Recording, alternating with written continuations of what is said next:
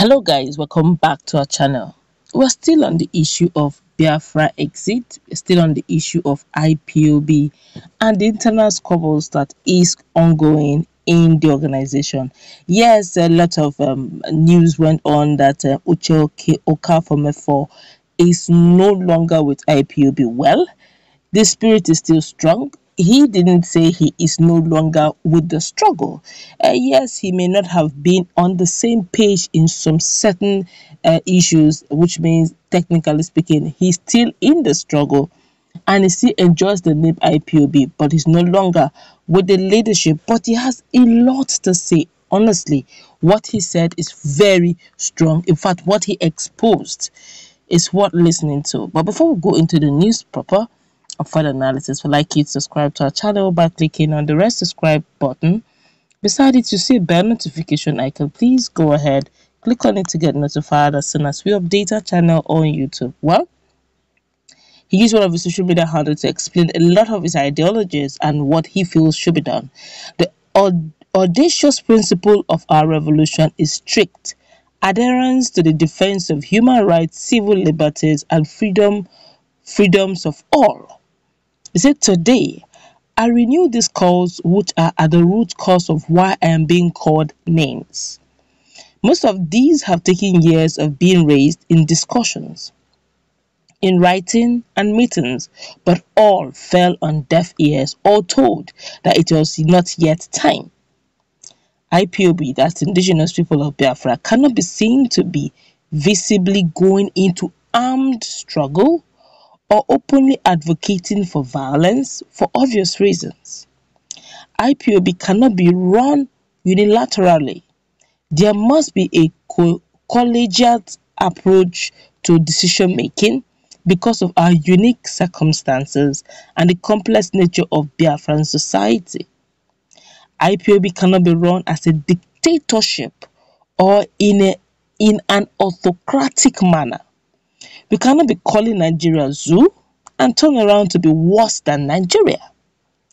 The principle of command and control has been bastardized, and there have been the tendency and disposition to tilt towards systematic favoritism and victimization of the vulnerable by the principal officers in privileged positions. The Directorate of State is not fit for purpose. The members of the Directorate of State are not advising the leader genuinely and conscientiously. These are responsible for problems in different families in Biafra land and around the world and the formation of cabals and clannish mentality. IPOB, that's Indigenous People of Biafra, cannot be an all-out Igbo configuration, contrary to what we preach that Biafra encompasses and includes in reality a true representation from all the component parts of Biafra. That's Ibibio, Igbo, Efik, Anang, Ijo, Irobo, Isoko, Ikpaka, or Ikbanke, rather, Igala, and the rest. And of course, the Middle Belt.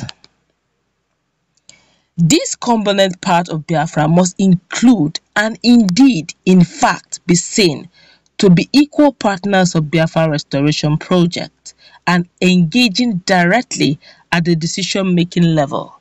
There must be due and genuine consultation with our brothers in coastal region or the Niger Delta states. There must not be religious imposition on the people of Biafra, nor discrimination along these lines. Every focus and attention must be on the injured, the maimed, and the families of our departed brethren. We must not abandon them. IPOB, that's Indigenous People of Biafra, must have and maintain zero tolerance culture to discrimination and go against these people or those people peddling fake news against the Biafran struggle. IPOB must, as a matter of organizational policy and responsibility, go against gang-ups, cabals, blackmail, and lies directed against innocent people in order to demonize, sanction, and ultimately remove them. IPOB must tell the people and be clear about its political position. We cannot preach that we do not have anything to do with politics and turn around to meeting politicians behind the scenes, either directly or by proxy. The truth is that at the right time, Biafra agitators must be at the center of decision making with reference to the effective government criteria of the Montevideo Declaration, among others, in Biafra land, not in Nigeria, either directly or indirectly, for Biafra to be restored. This is a requirement of international law from all of us. If these are why I will continue to be called saboteur and traitor, then so be it. But all must be sure that I will definitely defend myself. Uche Mefor. Now, it's always best in situations like this for us to have two sides to the story, two sides to the coin. Don't judge by hearing one-sided story and assume that one-sided story is sacrosanct and is the truth. A lot of times I've heard people call Uche Mefor saboteur. They've called him names. But if you listen to his write-up, he made a lot of sense. Guys, let's leave sentiment aside. Tomorrow you call him saboteur. Yes, at another as soon as Uche Mefor tendered officially his resignation on that particular, he's still on IPOB struggle, okay, but probably not on the same page of Nnamdi Kanu. What Nnamdi Kanu wrote on his page was, even if it's 100 persons and all that, the struggle, all he wants is true, genuine 100 persons. Okay, that's understood. They may be having internal squabbles. But if he's talking about human rights, if he's talking about equal representation, he said something so unique. He practically exposed a lot of things. If you read in between lines, you will know that Uche Mefor practically said a lot of things. He said, look, let's not pay lip services to these other people, these other regions, or the Niger Delta states that are with us, those coast people living in the coastal areas. He mentioned the likes of Cross River, Akwa Ibom, Niger rivers, and the rest. All right. And he now said, look, for there to be equal representation, so that you don't keep calling Nigeria zoo and Biafra is teaching towards zoo, or towards the characteristics that made Nigeria zoo, according to what Uche Mefor said, then by all means, there should be equal and practical representation of these guys. Not telling them that you are all partners, but in reality, those handling the directorate are having the clannish, quote and unquote, almost building a cabal already, where they begin to have what we call sector or sects, whereby it now looks as if these guys are superior than the others. He's saying everybody should be at the table, decision-making table, at the same time. He also went further to say a whole lot.